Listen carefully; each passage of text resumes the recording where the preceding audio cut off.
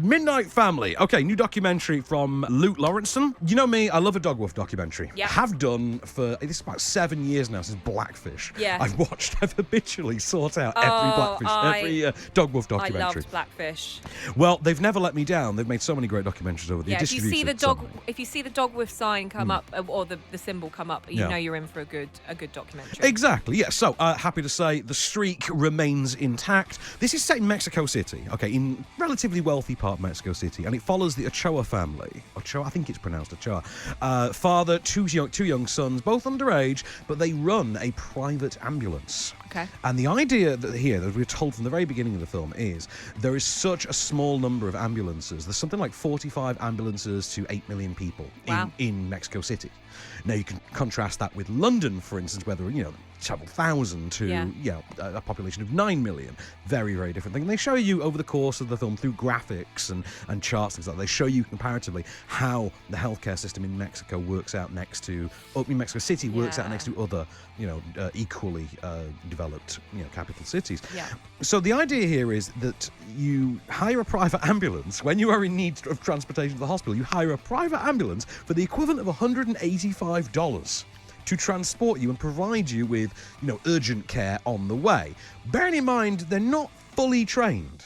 And we are talking about and not a lot of people can afford that. And not a lot of people can afford that, but... Thank you, NHS. Yeah, because of this is the thing. I'd say you will never be more grateful for the NHS than you will after watching this film. Because of the fact that there are so few ambulances in the city, that private ambulances have had to start up and things like that, there's a racket going between them. It's fierce competition. So what you have is a system whereby the Ochoa family have allies in the police force, for instance, who will tip them off to events and basically afford them the chance to get there first. But, there's other cops with deals with other private ambulances. And what you wind up with are effectively street racers in ambulances with the sirens blaring, with the dad over the tannoy yelling, "Oi, red car, get out the way. Oi, purple car, shift it, someone's dying."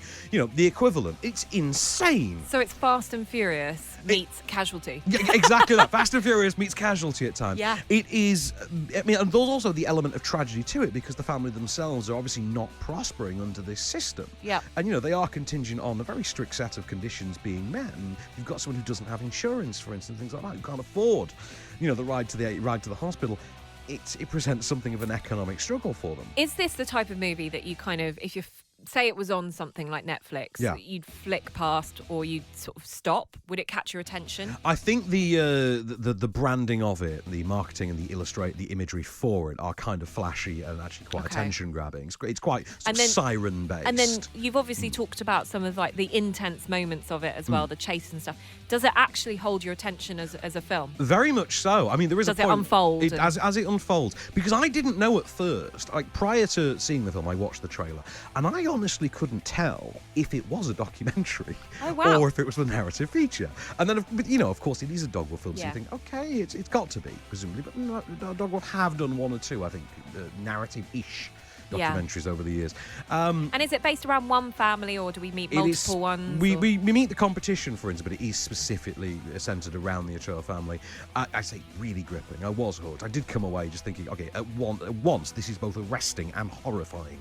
Okay. And interesting. It's a film that will absolutely, especially with all the talk over the course of the last 3 or 4 years about the resurgence of the talk about the privatisation of the NHS, etc. It's something that will inspire you in that regard. It will have you really appreciate the NHS all over again. So how many thumbs are you going to give it? 2 thumbs up from me. Good.